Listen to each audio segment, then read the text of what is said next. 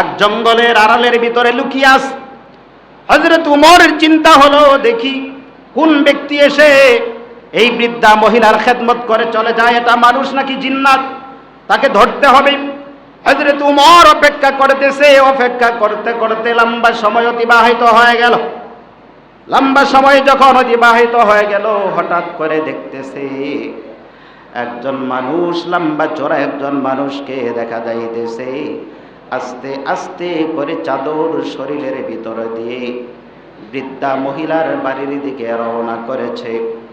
হযরত উমর বুঝতে পারলেন এই লোকটাই মনে হয় বুড়িমার খেদমত করে। হযরত উমর এবার পিছন থেকে ওই লোকটির চাদর ধরলেন, ধরার পরে বলে, কে তুমি? যেই মাত্র এই কথা বলেছি, হযরত আবু বকর অন্য দিক থেকে তার চেহারা ঘোরায় বলতেছে, কে তুমি? আবার যখন মুখোমুখি হয়ে গেল, দেখতেছে আমিরুল মুমিনিন হযরত আবু বকর। সুবহানাল্লাহ। ফাতুল মুসলিমিন হযরত আবু বকর রাদিয়াল্লাহু তাআলা আনহু ঘোষণা দিলেন, যাও যাও, গিয়ে ঘুরে ঘুরে দেখবা কোথায় কি লাগে। সবাই বিভিন্ন জায়গার ভিতরে চলে গেল। হযরত উমর রাদিয়াল্লাহু তাআলা আনহু তিনি চলে গেলেন মদিনার নিম্ন এলাকার ভিতরে চলে গেলেন। যাওয়ার পরে ঘুরে ঘুরে দেখতে দেখতে হঠাৎ করে একজন বৃদ্ধা মহিলার সাথে তার সাক্ষাৎ হয়ে গেল। আবার ওই বৃদ্ধা মহিলাকে বলতেছে, মা, আপনি কিভাবে আপনার জীবন অতিবাহিত করতেছেন বলেন? আমি রাষ্ট্রপ্রধানের পক্ষ থেকে আপনার দরবারে এসেছি। ও মা, বলেন আপনার যে কোনো জরুরত যদি থাকে আমাকে বলতে পারেন, আপনার জরুরত গুলার তালিকা করে রাষ্ট্রপ্রধানের কাছে আমি পাঠিয়ে দেব। আবার মা বলতেছে, বৃদ্ধা মহিলা ডাক দিয়ে বলতেছে, বাবা, আমি বৃদ্ধা হয়ে গেছি, আমার বয়স হয়ে গেছে।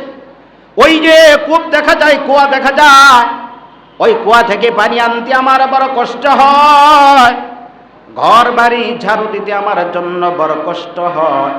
বাবা, এই দুইটা কাজ আমার খুব কঠিন মনে হয়। হযরত উমর রাদিয়াল্লাহু তাআলা আনহু ওই বৃদ্ধা মহিলার নাম ঠিকানা লেখে রাষ্ট্রপ্রধান যিনি হযরত আবু বকর রাদিয়াল্লাহু তাআলা আনহুর কাছে চলে আসলেন। আসার পরে দায়িত্বগুলার কথা যখন বলতেছে, আর হযরত উমর বলতেছে, আমিরুল মুমিনিন, ওই বৃদ্ধা মহিলার যে দুইটা কাজ, একটা হলো ঘর বাড়ি ঝাড়ু দেওয়া, আরেকটা হলো কুয়া থেকে পানি এনে দেওয়া। রাষ্ট্রপ্রধান আমিরুল মুমিনিন, ওই কাজের দায়িত্বটা আমি উমরেই চাইতেছি। আমি উমর ওই বৃদ্ধা মহিলার দুইটা কাজ করে দিতে চাই। সুবহানাল্লাহ। এখন কোন বিচারপতি আছে যিনি বলবে আমি গিয়া ওই মহিলাকে এক গ্লাস অথবা এক কলসি পানি আমি কাঁধে করে নিয়ে তার বাড়ি পর্যন্ত পৌঁছায় দিব? এমন পাবেন না। এজন্যই অশান্তি, এজন্যই অশান্তি। হযরত উমর বলার পরে হযরত আবু বকর ডাক দিয়ে বলে, ঠিক আছে উমর, ওই বৃদ্ধা মার দায়িত্ব তোমাকে দেওয়া হলো, ওই বৃদ্ধা মার খেদমতটা তুমি ওমরই করবা, তবে তার তালিকাটা আমাকে দিয়ে যাও। আবার হযরত ওমর রাদিয়াল্লাহু তাআলা আনহু সকালবেলা ফজরের নামাজ আদায় করলেন। কোন নামাজ বলেন? কোন নামাজ? ফজরের নামাজ আদায় করলেন। এখনকার নেতারা তো ফজর তো দূরের কথা, জুমার নামাজের খবর নাই। কোন নামাজ? জুমার নামাজের খবর নাই। আর হযরত ওমর ফজরের নামাজ আদায় করলেন। যেই বান্দা ফজরের নামাজ আদায় করার মাধ্যমে যে কোনো কর্মই করুক না কেন, ওই কর্মের ভিতরে বরকত দেবে আল্লাহ। সকালবেলা আল্লাহ তাআলার পক্ষ থেকে রিজিকের বন্টন হয়। যেই বান্দারা ফজরের সময় উঠে নামাজ আদায় করে, তাদের রিজিকের প্রশস্ততা করে দেয় আল্লাহ তাআলা। আর নালায়েকের মতো 8টা বাজে 10টা পর্যন্ত ঘুমায়। ঘুমানোর পরে বান্দা রিজিকের সন্ধানে বের হয়। বান্দারে যখন রিজিক বন্টন হয়েছে, তুমি তো ওই সময় ছিল না। হযরত ওমর রাদিয়াল্লাহু তাআলা আনহু ফজরের নামাজ আদায় করার পরে ওই বৃদ্ধা মহিলার বাড়ির দিকে রওনা করলো। এবার বৃদ্ধা মহিলার বাড়ির ভিতরে যাওয়ার পরে দরজার কাছে যাওয়ার পরে আঘাত করলেন, আসসালামু আলাইকুম। ভিতর থেকে ওয়ালাইকুমুস সালাম বলতেছে, কে তুমি?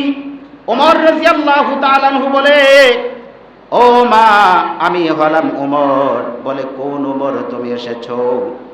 হযরত ওমর ডাক দিয়ে বলে, মারে, গতকালকে যে ওমর তোমার বাড়িতে এসেছিল তালিকা করার জন্য তোমার 2টা কাজ করে দিবে, আমি হলাম সেই ওমর, তোমার 2টা কাজ করে দেওয়ার জন্য তোমার বাড়িতে আগমন করেছি। হযরত ওমর বলার পরে আবার বৃদ্ধা মহিলা ডাক দিয়ে বলতেছি, বাবা, তুমি তো অনেক লেট করে ফেলেছো, দেরি করে ফেলেছো। হে বাবা, আমার কাজ তুমি যদি করতেই যদি চাও তাহলে আগামীকালকে তোমাকে আসতে হবে।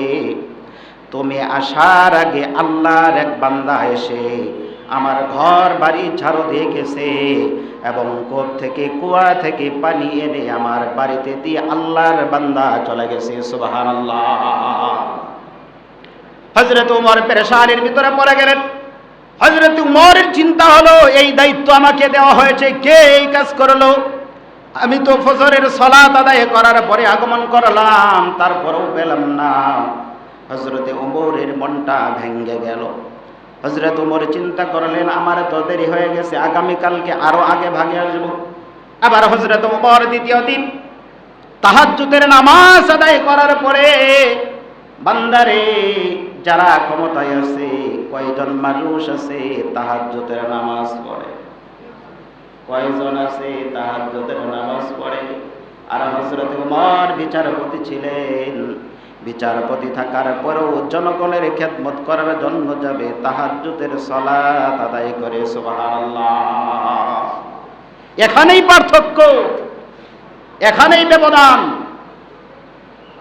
তাহাজ্জুদের সালাত আদায় করে জনগণের খেদমতের জন্য হযরত ওমর বের হয়ে গেলেন। যাওয়ার পরে বৃদ্ধা মহিলার বাড়িতে আওয়াজ দিলেন।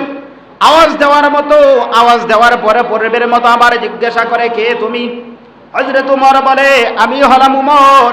বলে, কোন ওমর? গতকালকে যে ওমর মারে তোমার বাড়িতে আগমন করেছিল, আমি হলাম সেই ওমর। বলো, কে নিয়ে এসেছে?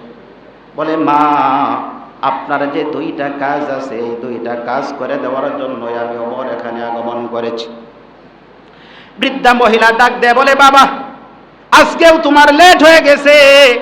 তুমি আসার আগে আল্লাহর এক বান্দা এসে ঘর বাড়ি ঝাড়ু দিয়ে গেছে আর কূপ থেকে পানি এনে দিয়ে চলে গেছে। যেই মাত্রই কথা বললেন, হযরতে ওমর রাদিয়াল্লাহু তাআলা আনহুর চোখ থেকে জর করে পানি অটোমেটিক পড়তে শুরু করলো। হযরত ওমর কাঁদতেছে আর বলতেছে, আল্লাহ, তুমি কি এই বৃদ্ধা মহিলার খেদমতের জন্য আমাকে কবুল করবা না? ও মালিক, কেন এই বৃদ্ধা মহিলার খেদমত থেকে তুমি আমাকে বঞ্চিত করে রাখতেছো? বুঝি না, জানি আল্লাহ, এই বৃদ্ধা মহিলার খেদমত করার তুমি সুযোগ করে না। একজন বিচারপতি হয়ে জনগণের খেদমতের জন্য তাহাজ্জুদের সালাত আদায় করার পরে, যাওয়ার পরে, না পাওয়ার পরে কান্নাকাটি করে। আবার হযরত ওমর চিন্তা করলেন, আর তাহাজ্জুদ পরে যাওয়া যাবে না, আবার দেখি আরো আগে ভাগে আমাকে যাইতে হবে। তারপরের দিন আবার চলে গেলেন হযরত ওমর। এরপরেও দেখতেছি বৃদ্ধা মহিলার বাড়িতে যাওয়ার পরে আগের মতো আবার প্রশ্ন হয়। বৃদ্ধা মহিলা বলতেছে, বাবা, আজকেও তুমি দেরি করে ফেলেছো, তোমার আগে আল্লাহর এক বান্দার আগমন হয়েছে। ওই বান্দা এসে ঘর বাড়ি ঝাড়ু দিয়ে গেছে, কূপ থেকে পানি এনে দিয়ে চলে গেছে। হযরত ওমর কাঁদতে কাঁদতে অজ্ঞানের মতো অবস্থা হয়ে গেল। হযরত ওমর সিদ্ধান্ত গ্রহণ করলেন, আজকে সারা রাত্রের জন্য 1 মিনিটের জন্য বিছানার ভিতরে আর আমার পিঠ লাগাইব না। দেখি আমার আগে আগে কে এই কাজ করে, এটা কোনো মানুষ নাকি এটা জিন জাতি, তাকে ধরতেই হবে। হযরত ওমর রাদিয়াল্লাহু তাআলা আনহু এশার সালাত আদায় করার পরে চাদর দিয়া চেহারাটাকে আবৃত করার পরে